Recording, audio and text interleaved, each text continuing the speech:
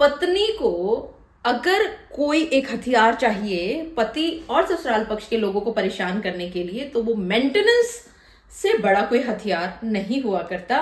वो उसी उपकरण का सहारा लिया करती हैं, वो उसी हथियार का सहारा लिया करती हैं।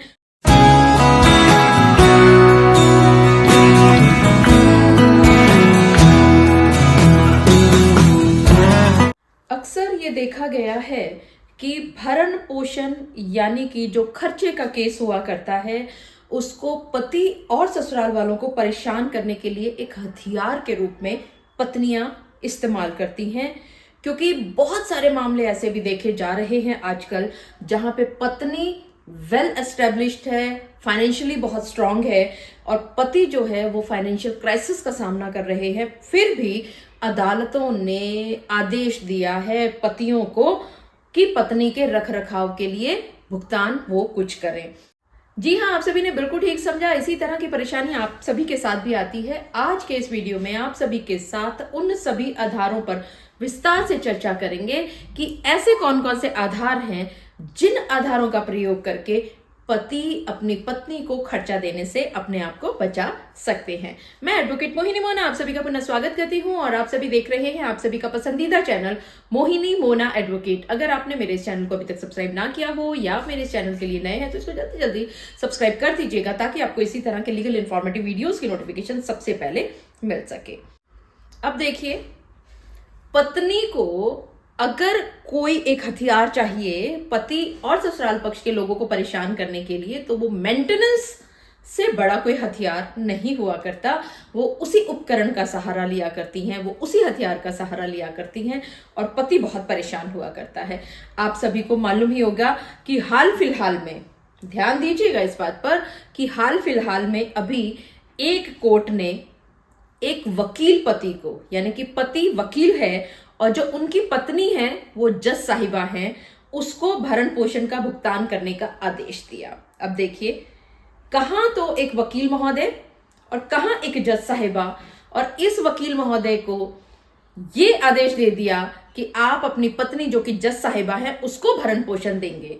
तो आपको इन बातों पर ध्यान देना बहुत जरूरी है कि ऐसे कौन कौन से आधार हैं जिनसे आप पतियों को इस दायित्व से बचने के कुछ उपाय मिल सकते हैं। चलिए, लेकिन यहां पर आपको एक बात का ध्यान रखना होगा, ये जो भरण पोषण यानी खर्चे के जो केसेस होते हैं, इसके लिए दो तरह की बातें होती हैं। एक तो होता है सेक्शन 24 HMA यानी कि धारा 24 हिंदू विवाह अधिनियम, और एक होता है सेक्शन 125 CRPC यानी कि धारा 125 CRPC या धारा 25 HMA। इसके लिए तो आप इन आधारों का प्रयोग कर सकते हो, लेकिन जो मैंने आपको बताया सेक्शन 24 HMA, उसमें इस आधार का प्रयोग नहीं किया जाएगा। इसके लिए हम फिर से बाद में चर्चा करेंगे। आज हम सिर्फ बात करते हैं कि अगर आपकी पत्नी ने धारा 125 CRPC के तहत आपके ऊपर एक केस दायर कर दिया है खर्चे का, भरण पोषण का, मेंटेनेंस का, तो उससे कौन कौन से आधार हैं जिनसे आप बच सकते हैं। सबसे पहला आधार व्यभिचार यानी कि एडल्ट्री। अब देखिए, एडल्ट्री का मतलब क्या है कि अगर आपकी पत्नी आपको छोड़ करके किसी अन्य परपुरुष के साथ संबंधों में है और आपके पास उस चीज के एविडेंसेस हैं, आपके पास सबूत हैं, तो आप कोर्ट में ये साबित करें कि आपकी पत्नी एडल्ट्री में है और यहां पर आप सेक्शन 125 CRPC की सब सेक्शन 4 के अनुसार अपनी पत्नी को भरण पोषण देने से अपने आप को बचा सकते हैं। क्योंकि सब सेक्शन 4 ये कहता है कि यदि पत्नी व्यभिचार यानी कि एडल्ट्री में संलिप्त है तो वह अपने पति से भरण पोषण लेने की अधिकारी नहीं होगी, हकदार नहीं होगी। दूसरा महत्वपूर्ण ग्राउंड है दूसरी शादी। अगर आपकी पत्नी ने दूसरी शादी कर ली है तो अब वो आपसे भरण पोषण प्राप्त करने की अधिकारिणी नहीं रहेगी। लेकिन आप सभी को ये बात ध्यान रखनी होगी कि आप सिर्फ मुंह से कह देने से कि आपकी पत्नी ने दूसरी शादी कर ली है कुछ नहीं होने वाला। आप अपने आप को मेंटेनेंस के केस से भी नहीं बचा पाएंगे।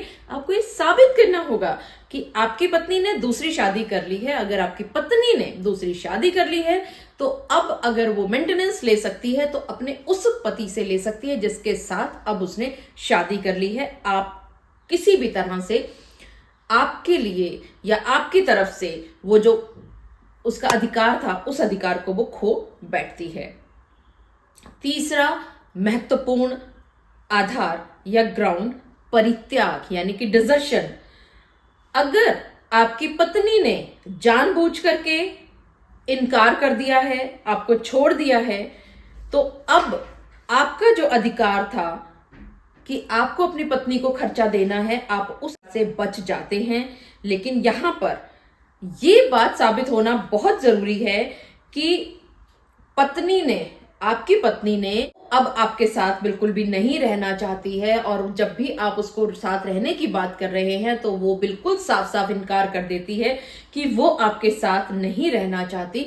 वो बिल्कुल क्लियरली साथ रहने से मना कर देती है। लेकिन यहां भी एक बात आपको ध्यान रखनी होगी कि आपको ये साबित करना होगा कि आपकी पत्नी ने आपको डिजर्ट किया है यानी कि छोड़ा है। इसके अलावा आपसी सहमति।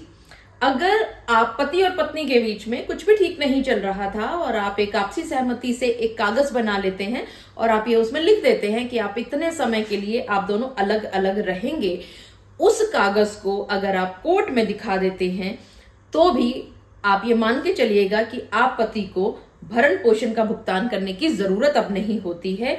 लेकिन अगर आप दोनों ने कोई राशि उस आपसी सहमति में तैयार की है या सोच ली है, उसमें लिखी गई है कि इतनी राशि आप देंगे, तो आप देनदारी बनती है आपकी।